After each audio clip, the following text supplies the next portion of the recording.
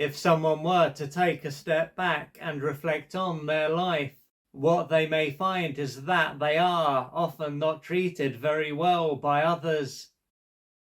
So, when they are around friends, perhaps family, and at work, they could often be put down and ignored, for instance. Then again, they might typically only be treated badly when they are at work. Either way, their life may have been this way for as long as they can remember. Now, irrespective of what area or areas of their life they are being treated badly, they might wonder why they put up with what is going on. Part of them could believe that they don't deserve to be treated in this way, and that they need to stand up for themselves. If they were to talk to someone about what is going on, such as a friend, this person could say the same thing or something similar. Even so, it doesn't mean that it will have much of an impact on them. The reason for this is that they could find that another part of them doesn't believe that they deserve to be treated well. Not only this, but this part of them can be far stronger than the other part of them.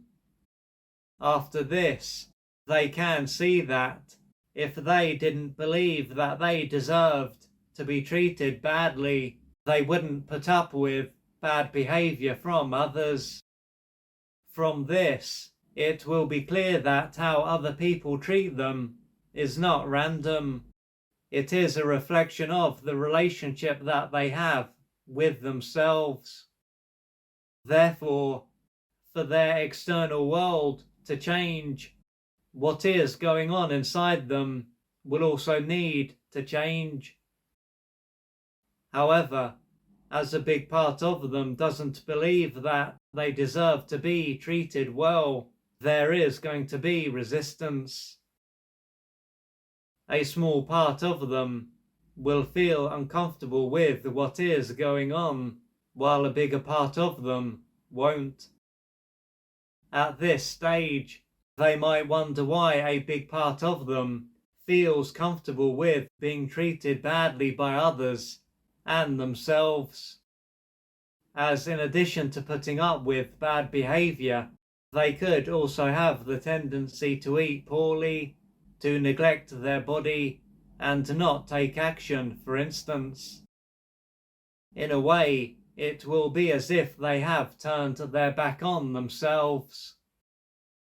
Based on what is going on, it will be as though they have done something very bad, and thus deserve to suffer. Yet, if they were to hear this, and think about what they have done that is so bad that they deserve to suffer forever, their mind could go blank. As confused as they are likely to be, if they were able to go back in time and observe what it was like for them as a child, they might gradually understand why they are experiencing life in this way. The reason for this is that this may have been a time when their mother and perhaps their father often treated them like they were nothing. So their mother and father might have been emotionally unavailable and out of reach. Along with this, one or both of them might have often put them down, humiliated them, physically harmed them, and isolated them. A stage of their life then, when they needed attuned and caring parents who were able to love them, was a time when they were greatly deprived and deeply wounded. They would have felt unsafe, unwanted, helpless, hopeless, worthless, and unloved.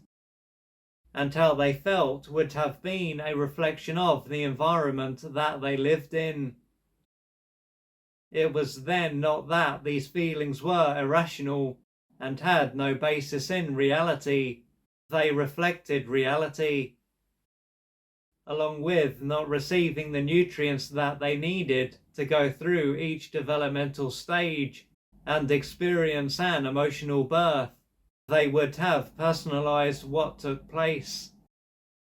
They would have come to believe that they didn't deserve to exist, were worthless and unlovable, instead of being able to accept that their mother and father were deeply wounded human beings who couldn't love them. It was that they shouldn't be here, were nothing, and deserved to be punished.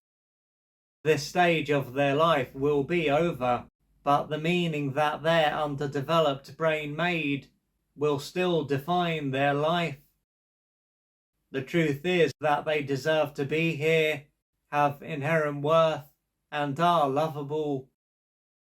For them to realize this, at the core of their being, they are likely to have beliefs to question, pain to face and work through, and unmet developmental needs to experience.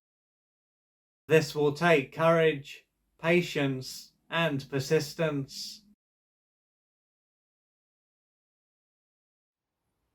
If you would like to find out more about the services that I offer, please go to www.oliverjrcooper.co.uk or email me at info@oliverjrcooper.co.uk, and I'm looking forward to assisting you on your journey.